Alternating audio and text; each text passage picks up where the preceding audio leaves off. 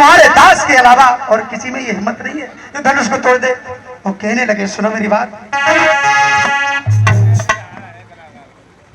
हे मुनिवर, कहिए बालक। अभिमान प्रशंसा रोष नहीं, अपना स्वभाव कहते हैं हम। अत्यधिक छेड़ता है कोई तो मौन नहीं रहते हैं हम। रघुकुल का रक्त चुनौती पर रणमंच खोलने लगता है, फिर महाकाल भी हो संभव उससे भी लड़ना पड़ता है। इसलिए न परसा दिखलाए, मुनिवर सुनते हैं आप, इसलिए न परसा दिखलाए जिससे हम कभी न डरते हैं। हाँ, एक शस्त्र इज्जत पर है जिसका हम आदर करते हैं। कहिए बतलाने वह क्या है जिसका हमको अब भी डर है। द्विजराज देखिए नीचे को, यह इन चरणों की ठोकर है। यदि इसका करे प्रयोग आप तो बच इस तरह हाजिर है।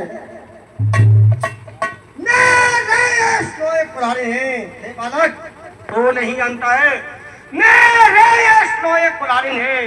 लोह की नदी बहादी है, एक आन भूमियत पृथ्वी पर क्षत्रिय बना दी है।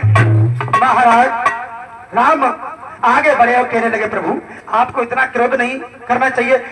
परशुराम कहने लगे, सुनो मेरी बात। हे राम बना है अगुआ तू और ऐसे क्षत्रिय धर्म की गाड़ी में।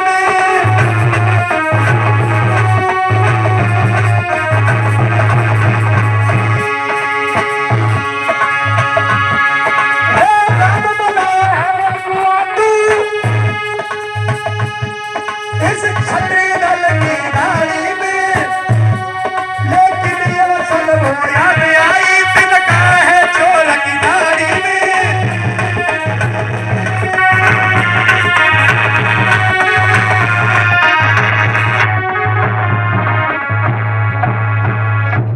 परशुराम कहने लगे, हम समझ गए तूने ये धनुष तोड़ा है, तभी तू बार बार आगे बढ़ के आ रहा है और ये तेरा छोटा भाई मेरी तरफ आंखें निकाल के बात कर रहा है। लक्ष्मण कहने लगे, तुम्हें नहीं मालूम?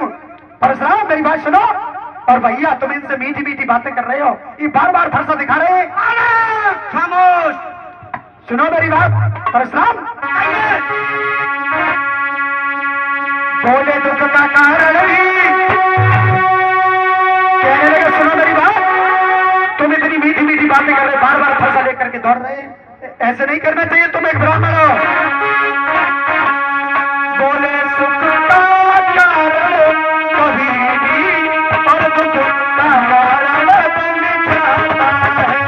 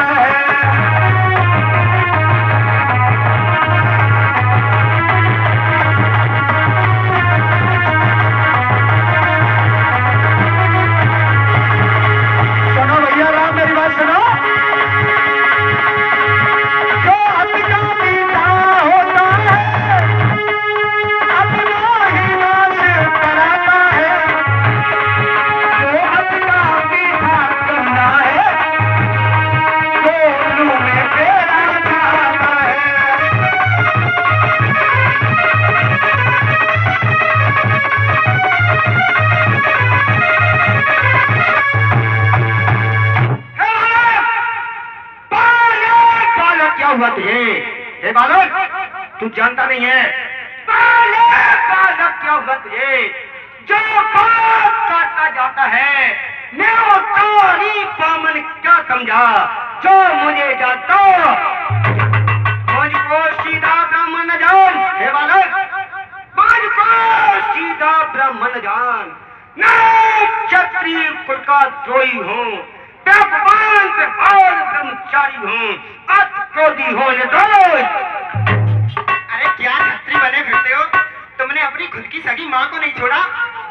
भी कत्ल कर दिया और अब तुम अपने आप को छत्री कहते हो। बोले हैं परशुराम,